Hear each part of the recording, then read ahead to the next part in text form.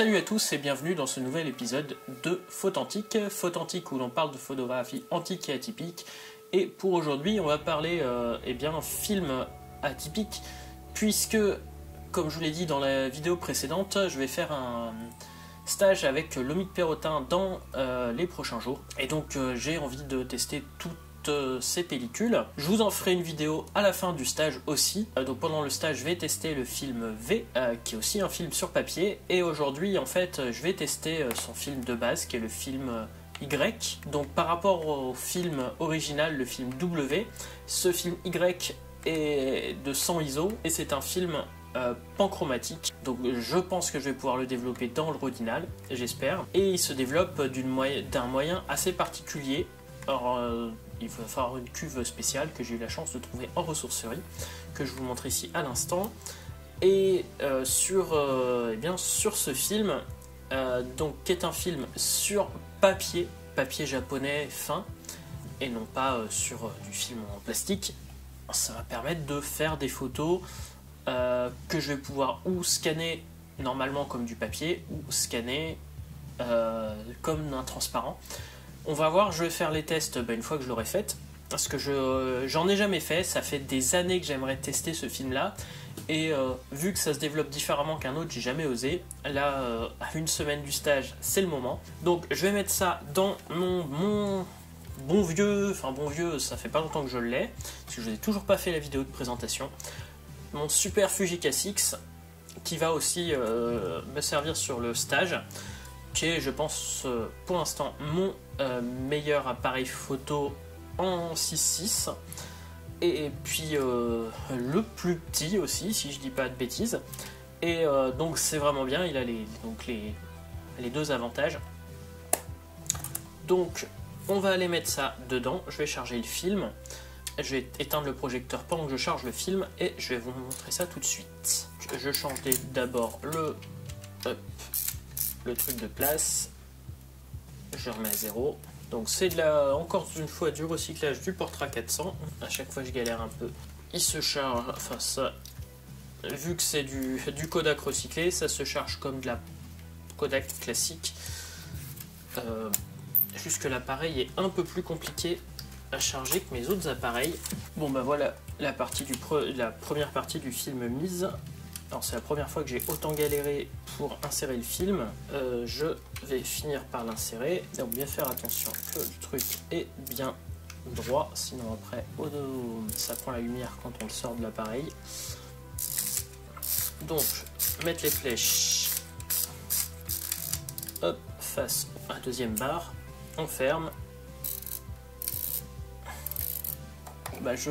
Alors le compteur de vue ne s'étant pas remis à 0, il va falloir que je joue complètement de façon aléatoire le nombre de vues. Alors j'espère que j'ai bien compris, je pense que c'est à peu près un tour de cadre ici. Je sais pas ce qui se passe, alors c'est pas le moment, surtout que c'est un test de film que je ne connais pas. Bon, on va essayer de le faire, on va essayer de faire le mieux que je peux, et j'espère que j'arriverai quand même à un résultat. Je sais pas pourquoi le compteur de vue vient de disjoncter. 5/6 1/60e.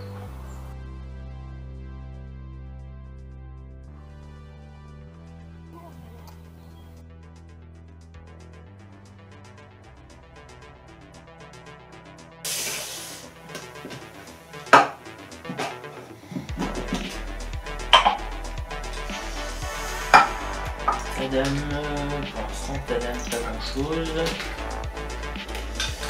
Oups, ça fait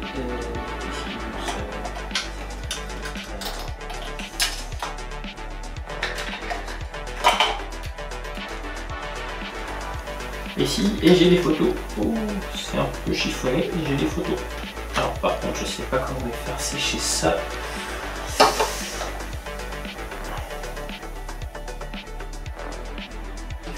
J'ai des photos, c'est bon, ça a l'air de bien.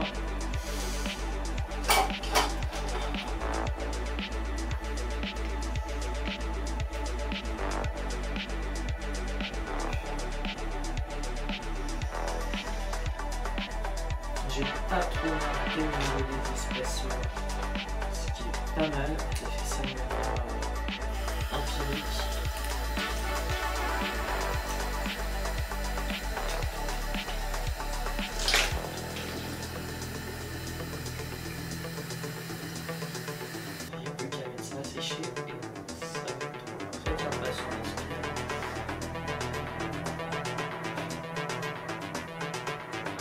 Donc déjà, eh bien, j'ai commencé assez mal avec le conduit de l'appareil photo qui est tombé en panne. C'est embêtant parce qu'en fait, cet appareil photo là n'a pas de fenêtre derrière, donc je sais pas quand est-ce que le film commence. Et c'est pour ça que j'ai grillé les 2 premières photos.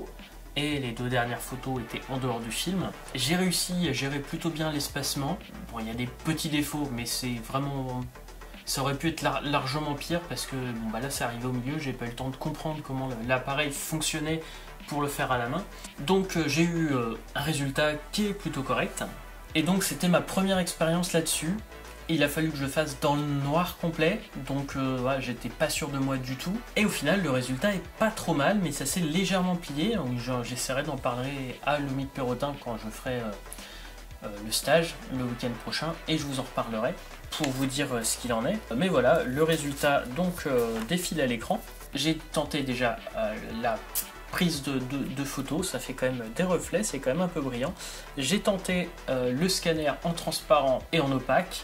On a 2 résultats différents, 2 rendus complètement différents. Bien sûr, on n'a pas un rendu aussi propre qu'avec une pellicule, mais pour faire certaines séries, pour faire notamment, moi, j'ai des idées de séries, de paysages et de choses comme ça, où justement je vais travailler ce grain, ce truc, je rajoute toujours du grain. Ce qui me plairait, ça serait de faire une série en Écosse ou en Islande, enfin en tout cas des paysages de montagnes pluvieuses. Je pourrais le faire au Massif Central aussi. Avec ce rendu là, ça m'irait vraiment bien. En tout cas, ma première expérience était plutôt concluante, à part que le fait que le papier était un peu gondolé. Et puis l'autre chose, c'est qu'en fait on voit le papier gaufré, où il y a le gaufrage du papier, du papier de la spire, et bien ça fait des petits points. C'est un peu embêtant, alors peut-être qu'il y a une chose que je sais pas.